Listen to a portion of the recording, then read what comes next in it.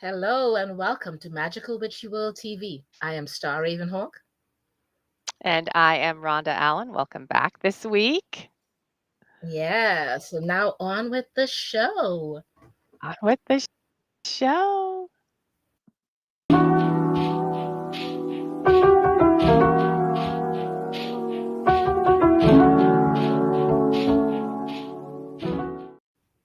All right, so tonight we are proud to welcome DIOTIMA Mantinea, to the Magical Witchy World TV. Yay, so happy to have you here with us tonight. Welcome Thank you. It's a and pleasure to be welcome here. and welcome. Thank you for Mantinea. joining us, making the time. This is literally, I think, and I'm just going to be specific, I think this is actually this is our second show of the year, and I think we've hit our official anniversary. Yeah, Yes. so Congratulations. thank you for joining us. Absolutely. Well, as we like to do, we like to share first our guest's bio with everyone so they know your history and background. So I'll go through your bio before we begin our questions and answers. So DIOTIMA Mantinea is a witch and has been a professional astrologer for more than 30 years. She has broad multicultural training in various styles of magic and shamanism. Her spiritual path is rooted in Western mystery traditions, the principles, and a profound connection with the natural world.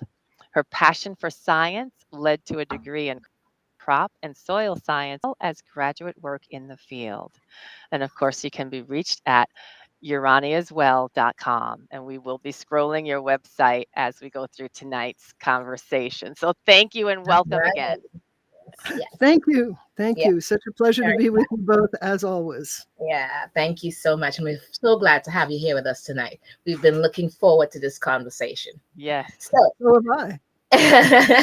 So in taking off, you know how we kind of go through an arc about what we call ourselves, Wiccan, witch, whatever, as we go through the many titles and then where we end up. So that, ooh, Oh, there she is. okay. There she I is. don't know what happened. Okay. Sorry. Okay. Fine. That's okay. Fine. No It worries. happens. Yeah.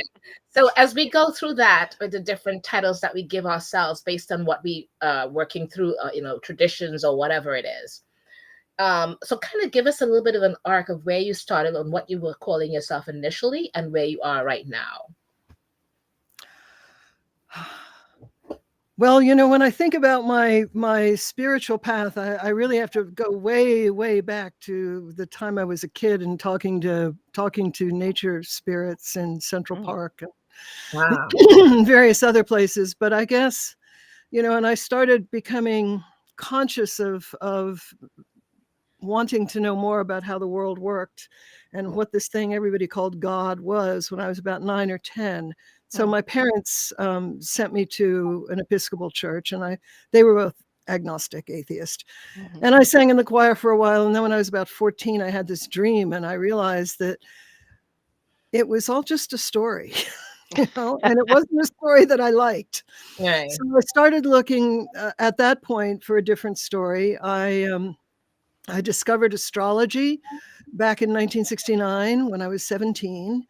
And I started taking yoga classes. I guess it was a year or two later. I started studying yoga, which at that point in time, I was studying at Swami Satchidananda's Integral Yoga Institute. It was not something that was taught at the gym. It was, you went in and there were candles and flowers on the altar and you meditated and all of this sort of stuff. So for a while I was really into yoga and studying astrology at the same time.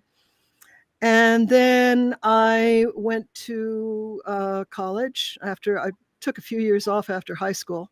And then I went to college and started studying science. And I was quite certain that I had to give up astrology if I was going to be a scientist.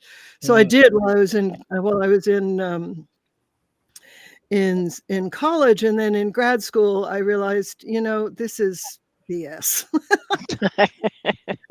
astrology has always helped me. Right now I need some help. So fortunately I'd packed all my books away, Okay. and instead of like throwing them out. So I pulled them all out and started back with astrology while I was in grad school.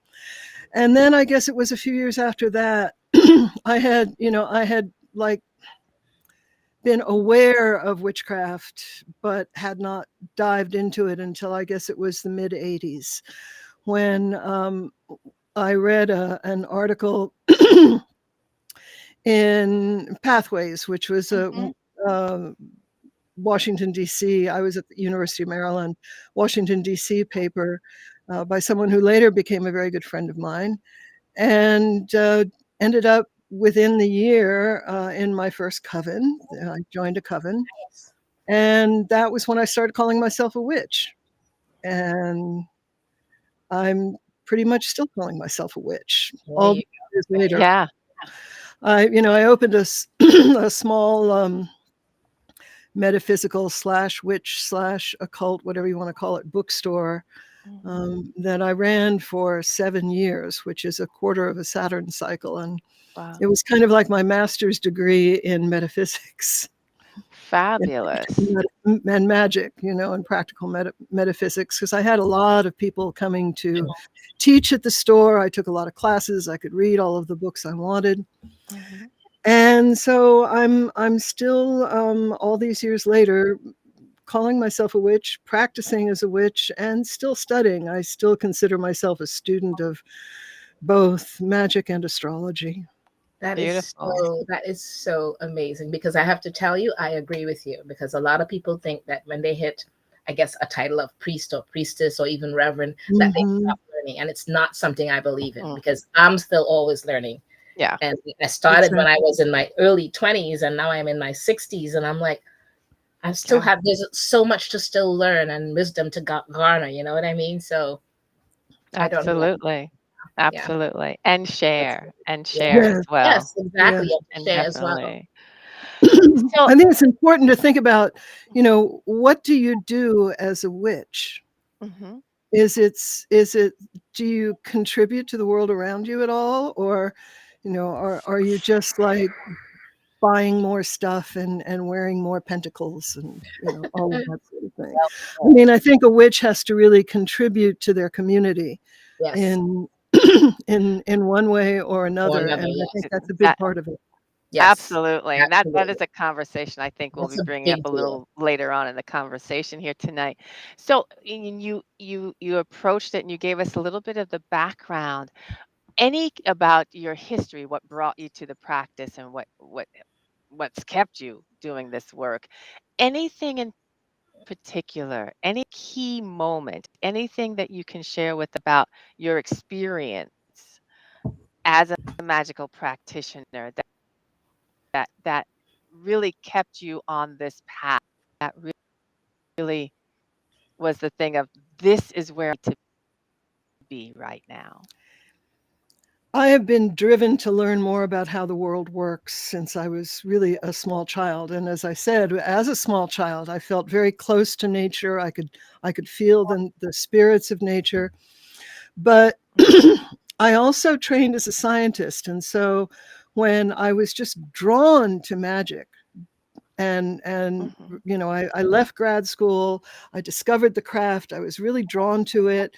And but there was still a whole lot of skepticism there. And I remember this was about a year or so after I joined my first coven, that which was the first place I started my training. And the priestess of the coven opened a small metaphysical bookstore in Ellicott City.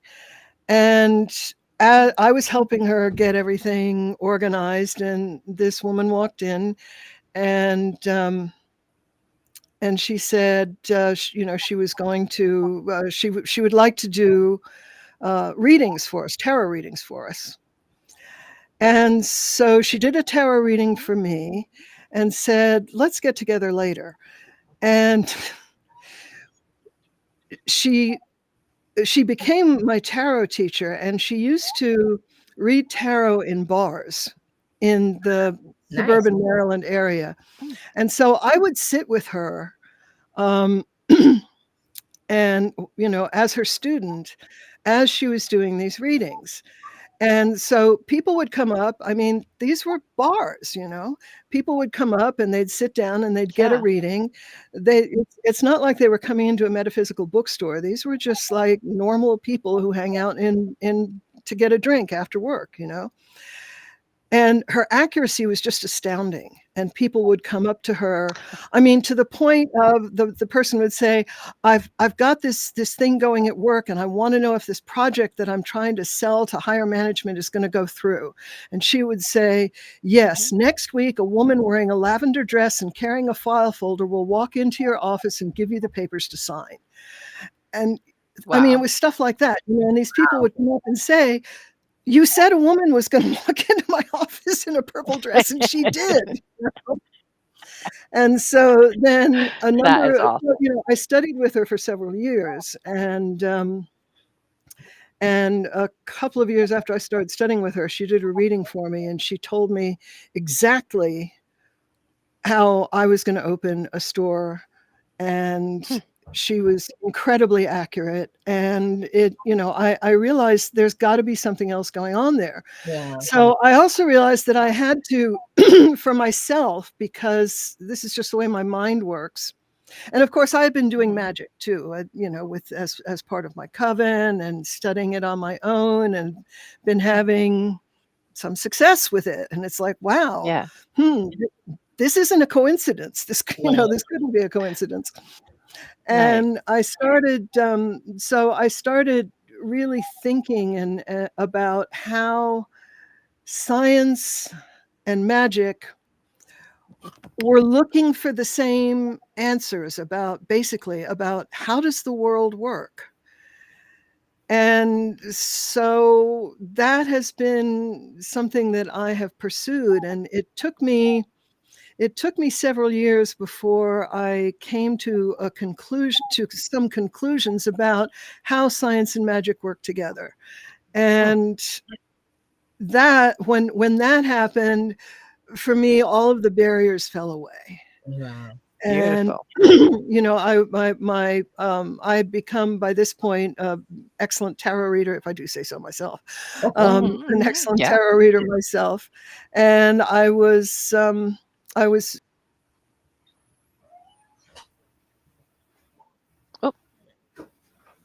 What happened? Okay. I'm going to bring her back. Yes. Okay. We're not hearing I'm you. back.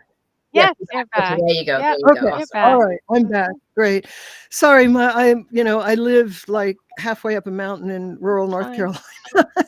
It's okay. It's all right. The We'll make it connection work. sometimes drops out. Yeah. Yeah. We'll, So anyway, you know, when all those barriers dropped away for me, I really was able to move ahead. And then in the early aughts, I spent a couple of years studying with a gentleman by the name of Malidoma Somé.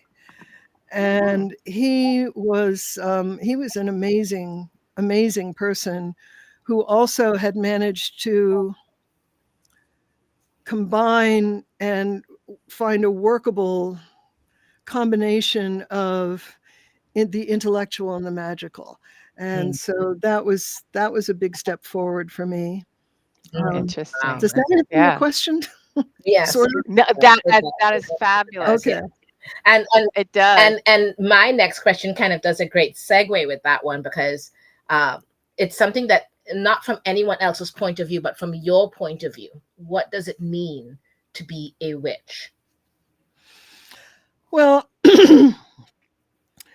that of course is you know, however many witches you ask, you'll get that many answers back. But for me, witches work magic. That's that to me is fairly basic. I think most witches would agree with me, but certainly not all. Yes. Witches work magic, and I think that we work with levels of reality that are beyond the physical. Um, and we may have explained this to ourselves or how it's done in a variety of different ways. But the fact is, we shift and shape reality in ways that are not obvious to materialists. It's not. I kind of wrote a whole book on this. It was called "Touch the Earth, Kiss the Sky," to explain how I feel about this. But basically, the way we create reality, it's not you grab your wand in one hand and your crystals in the other, and you grit your teeth and you repeat the mantra of "There's a red Mercedes in my driveway" for 1,000 times, and you wake up the next morning and, oh my God, there's a red Mercedes in your driveway.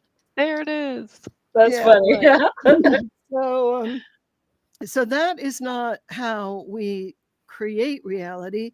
And I do think that that consciousness is the basis of all physical reality. I think it is the source, the ground of physical reality. But it's not like we as individuals, wave our wands and have that red Mercedes in our driveway the next morning. But we do key in. We do understand the weaving of energy that comes together, and we can shift and shape that weaving in certain ways. It is magic is an influence on the physical world. But it's not like, oh my God, I did this spell and it didn't work, so magic doesn't work. It's so much more nuanced than so many people make it. Well said. And I Well think said. that a witch understands subtle energies and works with them. And also, as I said before, I think a witch, ideally at least, is a member of their community and works with their community and works to help their community. Because face it, not everyone wants to be that far out there. And we get out there. Yeah. We really do. Yeah. And, and some people get out there after maybe they've raised their kids and retired or whatever. But a lot of people, they just really aren't interested in it. But every once in a while, they could use a little extra ordinary help. Let's put it that way. Yeah. I think witches are supposed to be there for their community. I think that's really important, and it's not emphasized enough. That's a beautiful statement, and I can say this genuinely. This is part of the discussion Star and I had when we started this show. It was about just dispelling some of the mystery behind, if you will, witches, witchcraft. We are a part of the community. We are members like every other person you see out there. And that is a big piece of it. But being an integral part of the community and not just set aside. Exactly. That kind of takes us to a bit of a next question, segueing from what you were just speaking about and magic and how we work with those subtle energies. How do you include magic in your day-to-day? I don't include it. I live it. There we go. I mean, it's just so much a part of my life that, we talk about working with subtle energies. I have my main altar set up in my bedroom, and I check in with it, of course, pretty much every morning. But, it just becomes second nature. You become naturally aware of shifts and changes in the energy around you. You're making your coffee, and you put a little blessing into your coffee to, ramp up the caffeine. And, Yep. And I think that the magic is something you learn, and then it's something that becomes part of you.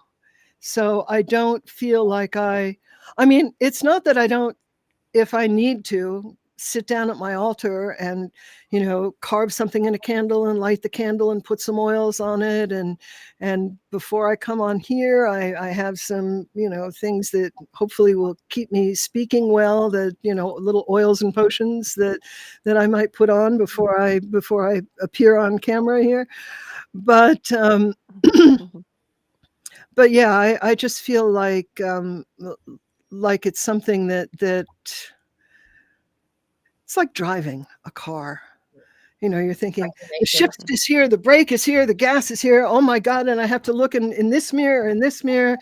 And then, a couple of years later, you're like, oh, stop sign. Right? Yes. And it's exactly. It just becomes automatic. It's automatic. Mm-hmm, mm-hmm. Yeah. Yeah. It's just part of who I am. Yes. Beautiful. Absolutely. All right. I don't do that many spells anymore, because I find that I don't need to. I find that I'm working with spirits. I'm working with the spirits that I've been working with for years. And, they kind of tap me on the shoulder and go, pay attention to this, or maybe you need that. And things just kind of work out, and I kind of pay attention to what's going on. And I don't often need to do spells for myself anymore. Things just work out. Yeah. As a matter of fact, I don't even think about that, but you're right. I don't even think about it anymore. I don't know when last I cast a spell.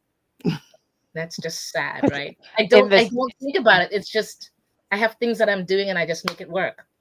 And I make offerings to my spirits on a regular basis. That I do. Yeah, I make offerings. I tune in. I light candles. I burn incense. I clear my space. But as far as bring me a red Mercedes in my driveway. I want that Mercedes, actually. I want to come too. I want to say I've got an Outback in my driveway, and that's just fine with me. There you go. So do I. I want that Hummer too, and I'm like, please put that in my driveway, make it mine. I'm a I like my big old SUV stuff, kind of. So that's my thing. But yes, that's awesome. Okay, so kind of give us an idea about what's important to you in the scheme of things, in the grand scheme of things. What's important to me in just in general as a witch, as what has become important to you and central. Because I think as time goes by, things we focus on that is important to us at different times are there. But as we get older, or as we are right now at that central time, certain things become more important, and we're like, okay, I'm focusing myself on this particular thing now because that's where I am right now, and why this is now important to me. I would like to leave the world a better place than I found it in some small way. And to me, I want to walk a path. There are 5 things that are really important to me. That I want to walk a path, and I try and focus on love, joy, beauty, wonder, and creativity. Those are the 5 things that guide me through my life. I just want to bring more of that into my life, and more of that into the world, and hopefully teach people that we can all do magic. We can all do something to change the world. It's so difficult right now. I wrote about this in my last blog post. It's so difficult right now with things going the way they are to keep your mental state up, to keep thinking in terms of how can I help? Yeah. How can I make this better? And you can't do that by being passive, going, oh God, it's all more than I can handle. Right. Right. Well said. And it happens to all of us sometimes. It happens to me too. I mean, I go into reading mysteries when I bury myself in fiction when I can't handle anymore. Yeah. But then, I pull up my big girl britches and put the book away and carry on. And carry on and get back to work. And that's interesting. That is our next question for you, and it goes back to conversation that we had earlier, and it's about community. So you gave us these 5 words, which I love, and I hope that we can revisit those later because I really love those words. And we have some people in the chat. I just want to acknowledge them as well. Fred, Dark Moon Spirit. Yes, yay. Thank you for Yay! joining us, Fred. But I wanted to just ask you, what is it? Let's talk about community and you. What is it that you feel compelled to do, or what is important about community and you right now? Well, right now, I've been dealing with long COVID for 2 years, so I'm not getting out there much. But in the past, I've really tried to contribute, even though I'm very much an introvert. I've tried to contribute. I was the essays editor for the Witch's Voice website for Ooh, I 7 love or 8 that years. website for so Yeah. long. I fell in love with that website. Sorry. Yeah, But yeah, I it was like it that. was it was it was amazing. Yeah. I've Yeah. done I've done prison work, teaching prisoners about Yeah. craft, and I've also done work for the local rape crisis center as a volunteer advocate, where they call you in the middle of the night and you go to the hospital and you stay with the victim for as long Wow. as they need Yeah. to advocate for them, essentially. Right. Um, and so I try and do what I can, and I try and bring my magic and my spirituality to whatever I do. Even though, for instance, with the Rape Crisis Center, almost everyone I dealt with was Christian or didn't really care one way or the other. But if you know how to bring someone into a sort of semi-trance state, you can do that by talking to them about Jesus and about connecting with Jesus and about praying to Jesus. And I just try and bring some spiritual awareness into my life and into the lives of other people who seem to need it, or ask for it in some way. I don't proselytize. It's not my thing at all. Yeah. But I do, I teach astrology, I teach magic. I've written a couple of books that go into my thoughts. And I see someone there had a question about blending witchcraft and science. And again, I wrote a book about that. It's out Yes. of print, but I think it's still Fred, available on Amazon. It's called Touch the Earth, Kiss the Sky. And if it's not available on Amazon, you can get it from me. And because I went into some detail in there about how I work with both, how I blend science and witchcraft. And I also I teach at conferences. I'm going to be teaching at the Sacred Space Conference up in the Baltimore area at the yes. end of March. I'll be teaching a course called "You Don't Really Believe in Astrology, Do You?" So funny. Which That is is so funny. Yeah. Fabulous. in which I explain why all of these people who say that science has disproven astrology don't know what they're talking about. Right. And then I'm also Well going to said. be teaching one called the Roaring 2020s, There because you go. we've got some interesting stuff coming up astrologically in Right the on. next Yeah. year. We're going to talk about that with some other questions coming up too as well. Okay. Just wanted to make mention, I think Fred was, because Fred is also in that scientific field. So I just wanted to, Yes. I Yes. understand what Yes. draws that question out. Fabulous. Thank you.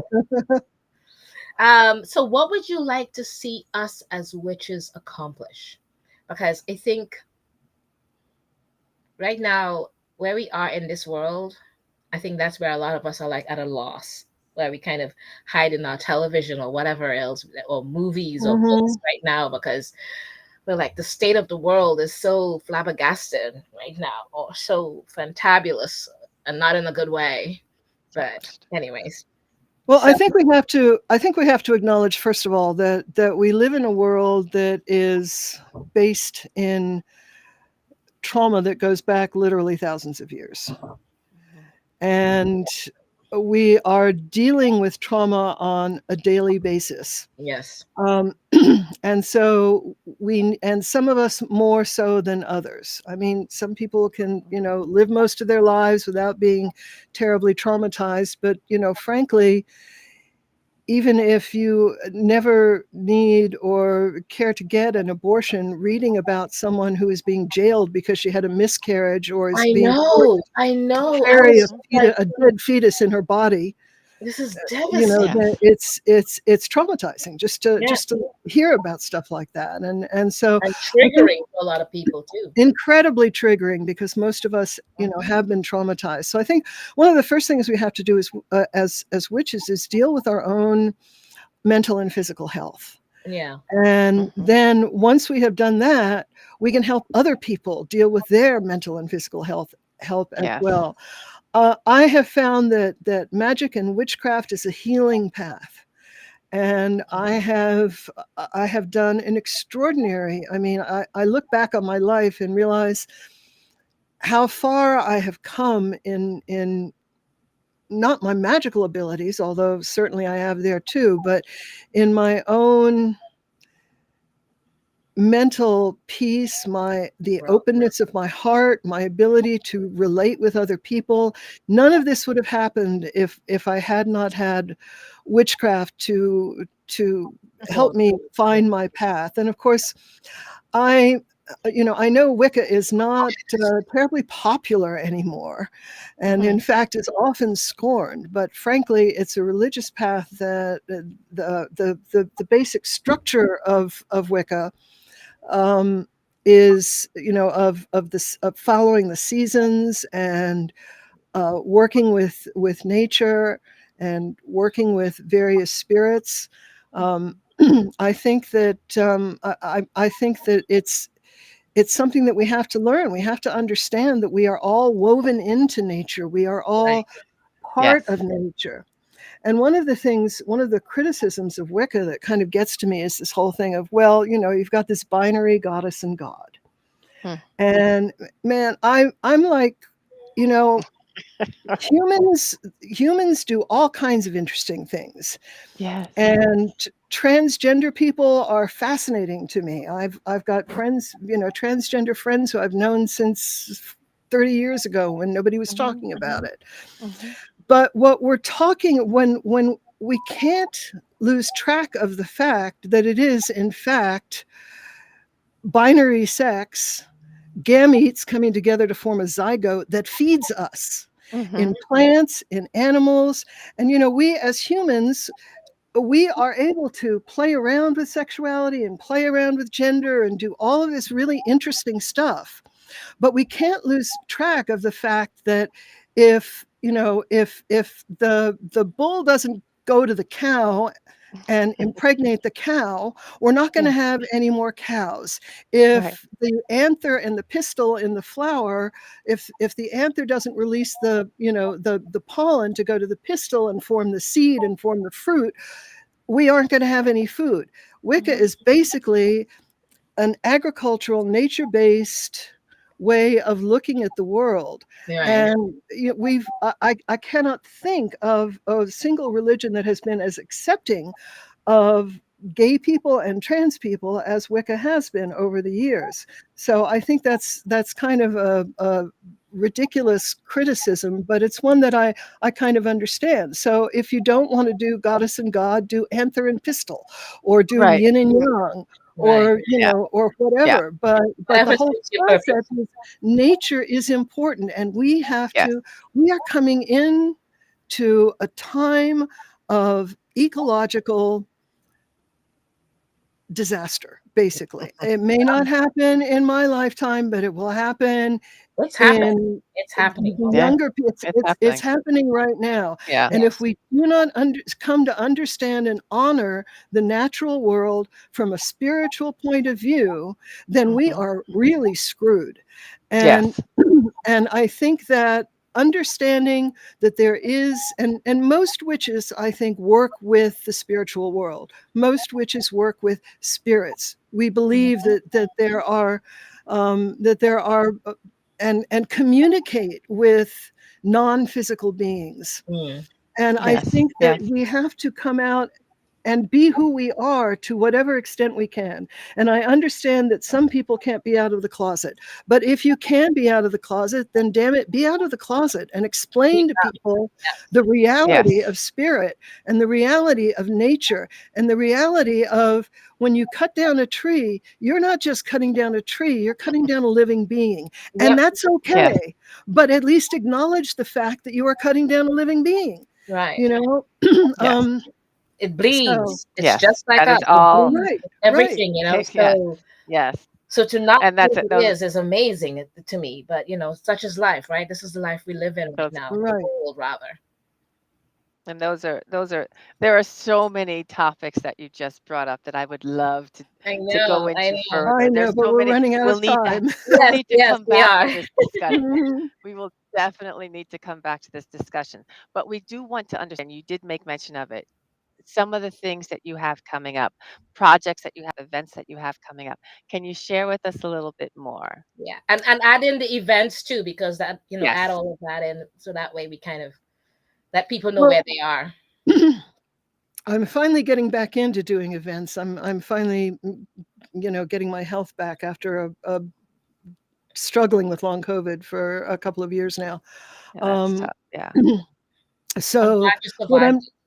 what I'm doing this year is I'm going to be at the Sacred Space Conference up in Yes. Baltimore.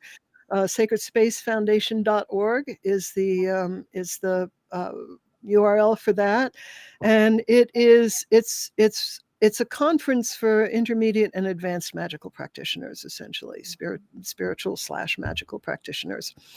I have a blog, and I took a break from it for like the last 5 or 6 months of last year, but I just published a post on what's coming up in 2024, and I'm going to get back into um, into writing a blog post every month, which I did at the new moon, which kind of goes Excellent. into how to handle the energies of the upcoming astrology.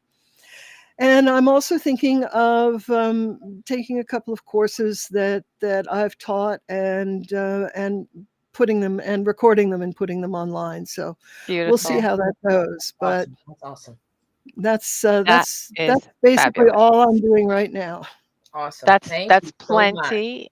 Long Yes, Mhm. yes, COVID, and grateful that you are feeling well enough to start yes. doing these projects and getting back into it. Grateful for all And of that. honestly, you made me think of the fact that I was thinking about it, about having a panel on the word religion and what it means and what it entails. So I would love to bring you back for that. So I'd love to. we would Always love happy to to do talk that. with you Yes, both. Yes, yes. But thank you it would be so much. wonderful. Yes, for Thank being you with for us. having me. Absolutely. It's such a wonderful time with you. It has been a fast conversation. Thank you so Yes. I've much enjoyed again. it. Thank you. We're going to we're going to have a quick word from our sponsor, and then we'll be back with our astrology and tarot. Great.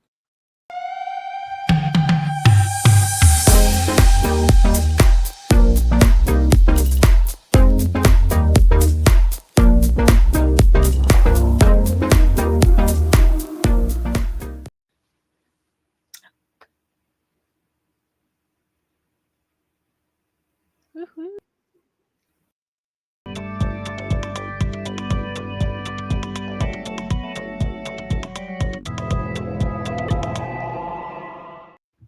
All right. So we began the first half of the year last week, last Friday. And today we're going to try to do the last half of the year because we want to bring you guys in the next month or so the astrology charting for each sign and all of that, and how whatever that we have for this year is going to be affecting each sign. Okay. So for now, this second half, the 2024 astrology forecast is the year of transcendent leadership. So, one of it is getting ready for a power year in every sense of the word. It's filled with themes of authority, leadership, and dominating the cosmic forecast in the last half of this year. So, I want you all to erase all prior notions of what it means to be in charge. The rising leaders or stars of 2024 won't arrive wearing crowns or flexing their generational wealth. No, no, thank the goddess they're not. They would emerge. I'm so tired of the bloody generational wealth. I'm like so tired of them. Slap them aside. I'm like, they're so privileged. Anyways, that was my quick round. I'm gonna go on with the rest. Okay, It's fine. so the don't do that. I'm gonna end up laughing too much. The rising leaders or stars would emerge from out of nowhere with a simple unifying message that strikes a resonant chord across all divisions. It's a combination of things, a little bit of, let's see, Ted Lasso, a pinch of Taylor Swift, with Mm, a touch of Angela Davis and a smattering of Maya Angelou, and an unwavering commitment to us as a collective to be living in our truth. That mhm, word is a big deal mhm. because we've watched the word truth becomes lies, and we want to make sure that we know living Yeah. in our own truth. Okay. Could you be among those 2024 luminaries? Who knows? Why not? Nepo baby privilege is not required to get ahead this year because Taurus Jazz queen and civil rights activist Ella Fitzgerald she said it best. It isn't where you come from, it's where you're going that counts. So, where are we going? Existentially, humans are facing a crisis. As UAPs, formerly known as UFOs, I'm trying to get used to that UAPs, but AP. anyways, Yeah. Yeah. our skies. Can our species survive accelerated climate change, disease, radicalized ideologies, Mhm, global wars, the excessive, bloody gun violence, and mhm, widespread abuse of everyone they consider lesser by our so called betters? So that means children, women, and anyone in a minority group of any kind, the others. Many have mhm, allowed their so called betters to place fear as the way to guide us. And to this day, it has been working, tearing our communities apart, families apart, right mhm. when we all need each other more than ever.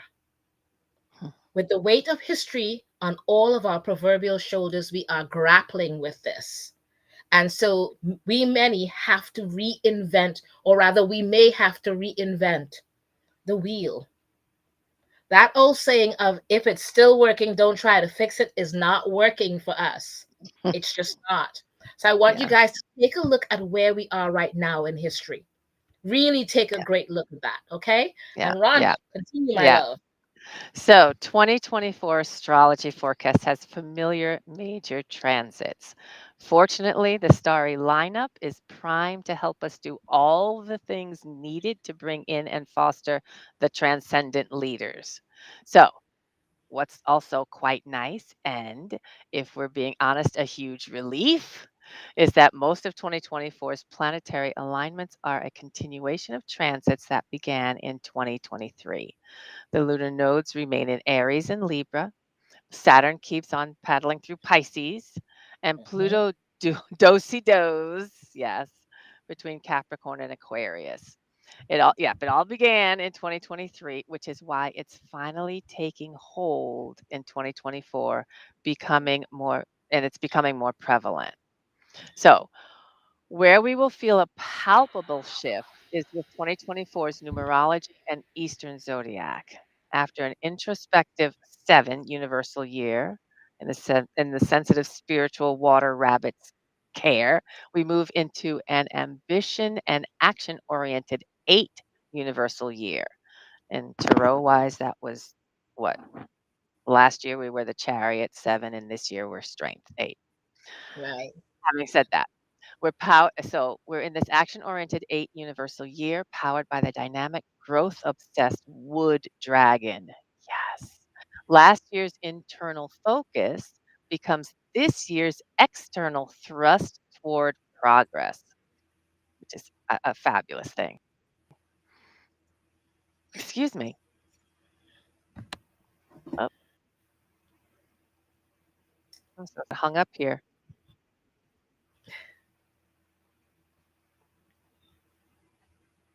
Oh, sorry, I got hung up. No more chasing your tail.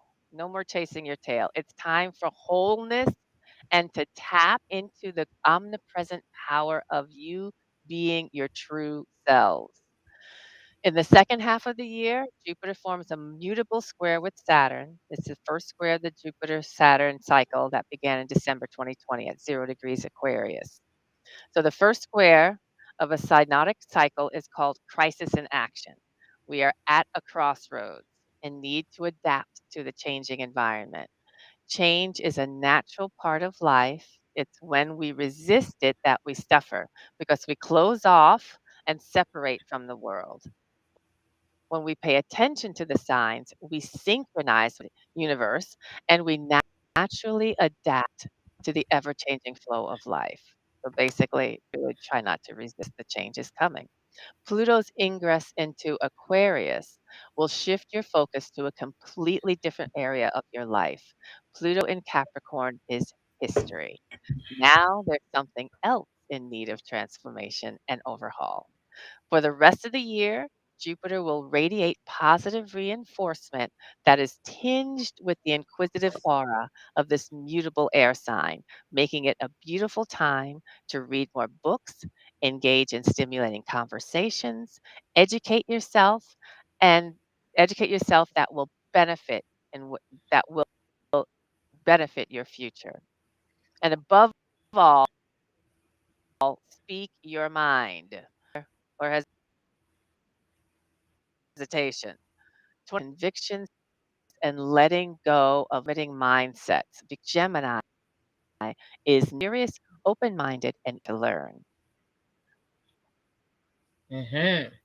And on June 2nd, Jupiter forms a trine with transformative Pluto at 1 degrees Aquarius.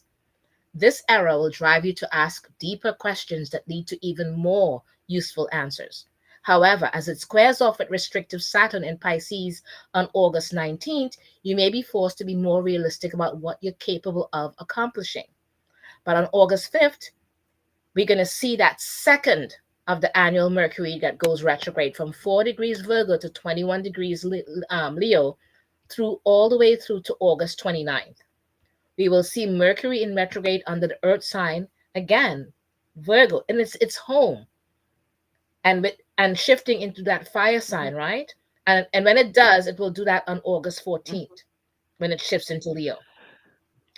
And being that it's its home sign in Virgo, it's both a strong Mercury and also a challenging one. And while our communication is likely to still experience a few mishaps, there's a general groundedness and desire to get things organized for the good of all. A lot of it is for the collective. So if you're listening to a lot of it, it's not just about you, it's about you and the collective. As the retrograde will include Leo energy as well, it's an ideal period to really organize things for yourself so as to not lose sight of what your goals are and what you're setting for yourself. This is a period to be particularly conscious of your relationships and doing all that you can to prevent any misunderstandings. No lies, no misconceptions, no misdeed of words, no miscalculating of your words. It will backfire. So make sure to state your things very clearly, what you want and how things you would like it to be. Okay? August 14th, Mars will conjunct Jupiter at 16 degrees Gemini, and Mars can act as an expediter when it connects with other planets. And when it's in the same sign as Jupiter, it wants growth, like right now. Okay? Jupiter also expands everything that it touches. So the marital themes the martial themes are going to be especially charged on this date, August 14th. So pay attention to the conversations that that are happening around you in the collective, and also any promises that have been attached to it. Okay, because they may not be what they seem, especially those promises. Okay, August 19th, Jupiter squares Saturn at 17 degrees Pisces. And there's going to be a push and pull between growth and remaining steady with this transit. While Jupiter is still, again, all about bounty and expanse, Saturn kind of constricts and slows down things. These are very different energies that will fight to come out on top. One of them is going to try to rule. Though Saturn will likely be Mm-hmm. the ultimate victor, because Saturn is there, Right on. heavy. No. Yeah. Yeah. No. Okay. No, no, yes, definitely. So September 1st through November 19th is our last chance to finish any Pluto in Capricorn unfinished business. So we can move on to the next 20-year chapter of our life, the Pluto in Aquarius chapter. Your Aquarius house will give you clues about what's coming into focus. September 15th, 2020, this year, Venus will be in Libra trine Jupiter at 20 degrees Gemini. This means Venus is connecting with fellow benefic Jupiter, and that's a blessing of a transit for everyone. While it's not necessarily a great moment for having the energy to work very hard or to do anything too strenuous, it does want us to lean into relaxation and celebrate the abundant connections in our lives. We as a collective are moving forward with new connections. So again, back to connections, community, etc.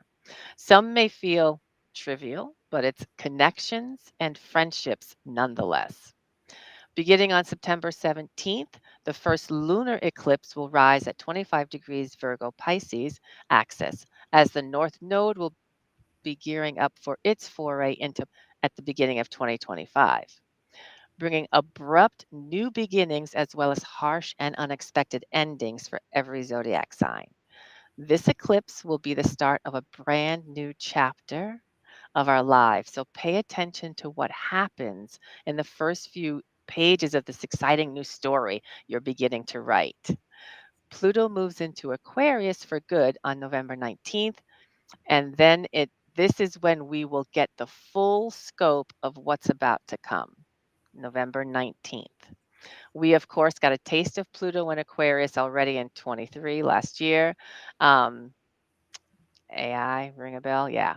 And then again, in the first 8 months of 2024, we'll be getting a taste of this Pluto in Aquarius. But it's at the end of November when Pluto moves for good into Aquarius that we will officially transition into this new era. Okay. And then September 18th, just to go back a bit, the North Node lunar eclipse at 25 degrees Pisces. We have 4 eclipses, including a first eclipse in Pisces, which will give us a taste of the upcoming Virgo Pisces 2025 to 2026 eclipse season. Okay. If you have personal planets or angles in a 1 to 2 degree conjunction with an eclipse, then that particular eclipse will influence the collective, but especially you at a personal level. Okay. However, we will still finish up the journey we all began on the Aries Libra axis when a solar eclipse will take place at 10 degrees Libra on October 2nd.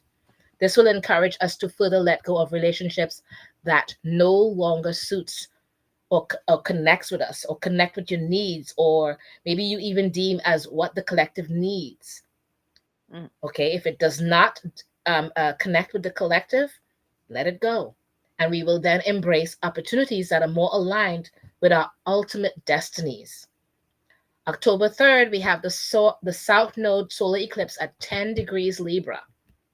When this happens, that moon is considered a karmic in nature, where fated events may occur or be kicked off on themes of new beginnings buried in endings, finding balance in relationships and engaging more in nurturing the collective. Again, the collective is mentioned a lot this year. Self-love, nurturing, and care will be most prevalent. It's all about us taking care of not just ourselves and realizing that we are not here alone on this planet. There is many of us, and there's a collective of us. And how can we nurture that? How can we find ways to do that? An eclipse almost always take place in the same zodiac sign as the North Node or the South Node, which unlocks the door to our potential and sets us free from inhibiting and limiting attachments. While the South Node symbolizes our past lives and former experiences, the North Node guides us toward a future that is best for us in general. Us, Right on. not just us, but the collective as well. Okay. Again, yes. So In October now, going back again a little bit, October 9th, Jupiter turns retrograde at 21 degrees Gemini. This motion should inspire you to rethink your life choices and path while instilling a much needed balance. This phase is marked by doubts and can lead to a spiritual, metaphysical, esoteric, or even religious analysis. Big stuff here. Does where you are fulfilling you or the collective in general? Where are you fulfilling your own needs and the collective in general? We may feel less playful, less joyful, more focused, more mature, more analytical in this period. We're less inclined to improvise, spontaneously contradict, or use wordplay and verbal sparring. We're calmer, more respectful of those around us, less exuberant and provocative. Likewise, we're also less hungry for social interactions and less scattered. Jupiter will retrograde for about 4 or 5 months. This planet symbolizes social fulfillment, but when the backwards motion commences, it turns everything upside down. So, during this time, we tend to become more receptive to our inner voice and intuition. Avoid any path that does not suit you. Take a step back, review your way of thinking, and redefine your objective and let things naturally prevail and reveal their own clarity. Pluto re enters Aquarius again on November 19th, and here lies the last one of the annual Mercury retrogrades in 24. November 26th through December 16th, Mercury goes retrograde from 22 degrees Sagittarius to 6 degrees Sagittarius. And as with any other transit, you will be particularly influenced if you have a personal planet or an angle anywhere on Mercury's retrograde path, and especially at the degrees of its station. All right. And I think Mhm. we're at the last part where Mars stations retrograde at 6 degrees of Yeah. Leo on December 6th, which will be marked by fast paced momentum. Um, uh, Rather, or 2024 has been kind of marked with a lot of fast paced momentum, but the end of the year encourages you to slow down a bit. So on Yeah. December 6th, the cosmos will slam on the brakes as Mars stations retrograde at 6 degrees of Leo. Okay, like we said, forcing you to deal with lingering and unresolved conflicts. It would also allow many of us to reckon with the aspects of our pride and ego that continues to hold us back. Again, those things are not helpful for you. They do hold you back. So learn to deal with them. Grow with wisdom. This retrograde wants you to accept your shortcomings and form a healthier relationship with your desire to be in or out of the spotlight. Mm. It may not be worth it in the long run. It's so funny because I just thought of some people who are claiming their 15 minutes of fame. That 15 minutes of fame is going to cost you. And I'm Yeah. not kidding, not in a good way, cost you. Yeah. It May is. not be So worth it. remember that. December 24th, Jupiter squares Saturn at 14 degrees Pisces. In the first half of the year, Jupiter will have a blast, and so will you, depending, of course, on the details of where it lands in your natal chart. As Jupiter in Gemini squares off with inhibiting Saturn in Pisces once again on December 24th, it will lay down the law, exposing some of the lies or falsities you and others may have spread throughout the year. So watch yourselves. Mark my words, saying what Mhm. you don't mean during 2024 or saying things without actual factual truth will eventually catch up with you and others. Do not repeat what others say as facts. Double check it all so you will know for yourself it's a fact and not, well, so and so said it. No, that's not facts. That's just hearsay. Mhm. If you haven't done the necessary work to support your claims, it could come back to haunt you by the end of 2024. Just saying. So mind your words. Okay. Mhm. All right. So we kind of covered So, 2024 for this year. And what we're going to do is next week, we're going to start with your zodiac signs and how it Yeah. affects you personally with all of these transits happening throughout the 2024. All right. Fabulousness. All right. So it is tarot time.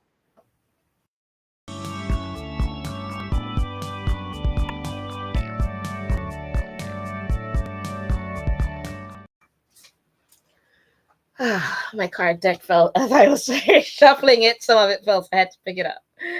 Okay, so shuffle that deck, and I want you guys to pull one card, but we're gonna think about what that card is for. That card is for, you know how last week what we did was we did the past, present, and the future for the year of 2024.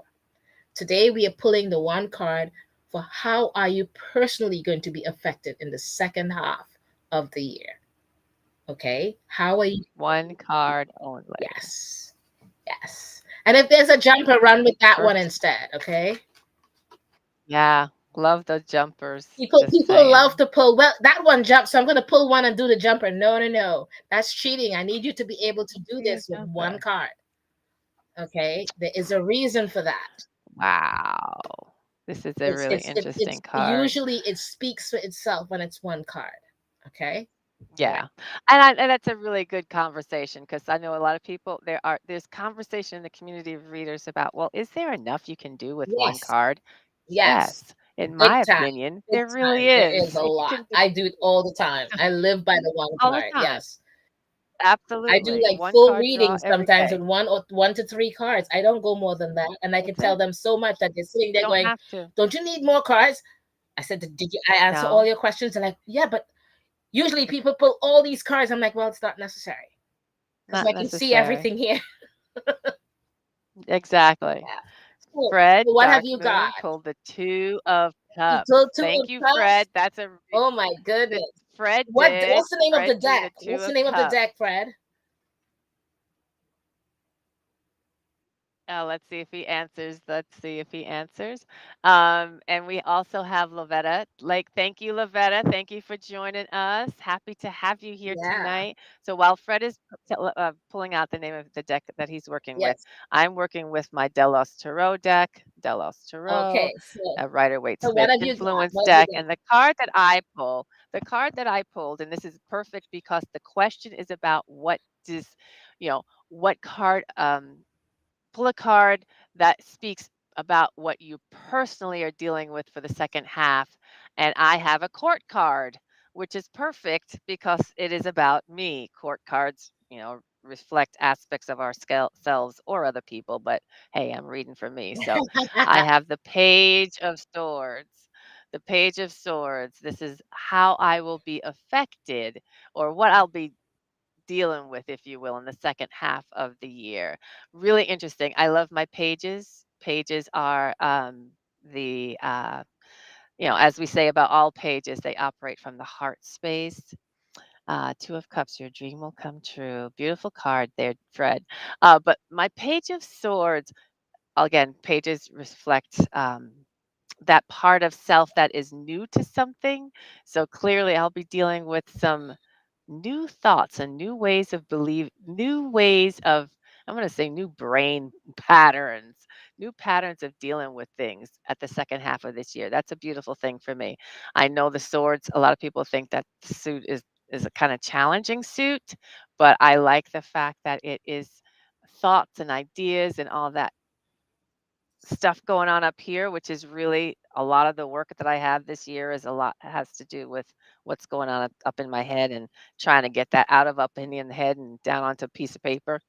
So yeah, that is a fabulous thing for me for the second half of the year. Awesome. Page of Swords. So I had a jumper and I pulled. So I'm going to stick with the pulled card. My jumper was the moon. So I'll just take that one and kind of go whatever. And I will pull the one that I pulled was 2 of Cups.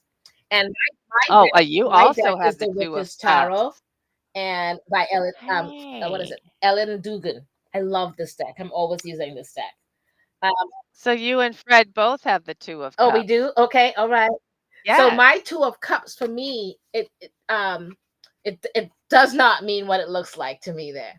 As in hand fasting and all that kind of crap. That's crap to me. I don't think of that kind of a thing for me.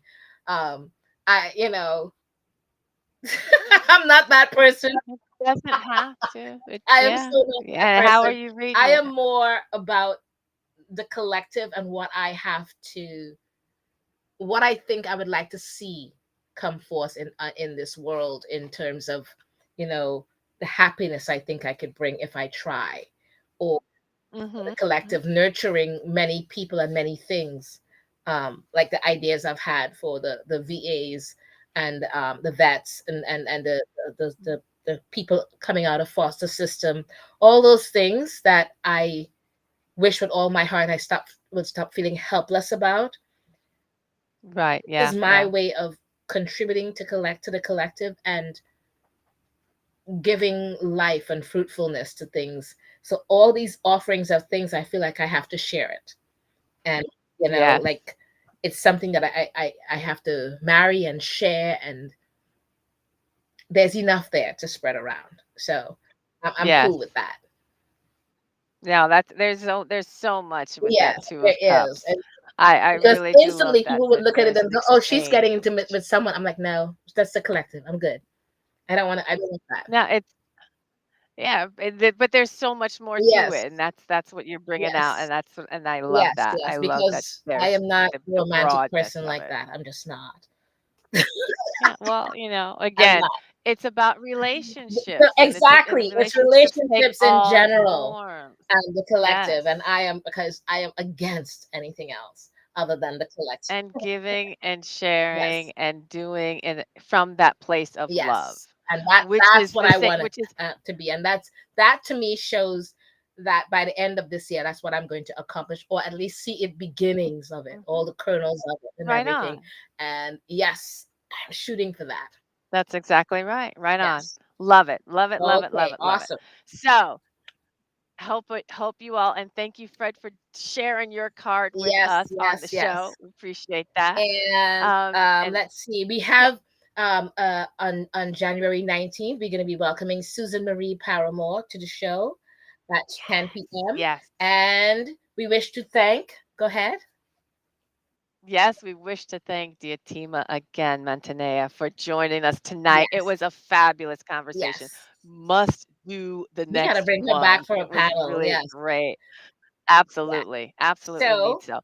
Thank you so much for everybody in the chat for joining us, Fred and Rob. I think there was Rob, Lavetta, everybody. Thank you so much for joining us tonight. We really, really appreciate it. yes. And so please So, like, subscribe, share. Anything and else? share. Yes. No, Okay. that's it. Okay. Just like, subscribe, and share. Yes, And get the really, word out. We thank you love so happy much for hours from you joining us. guys, and thank you so so much. And oh wait, happy healthy New Year to all of you, Happy, healthy New Year to everybody. and see you And next we'll week. see you next week.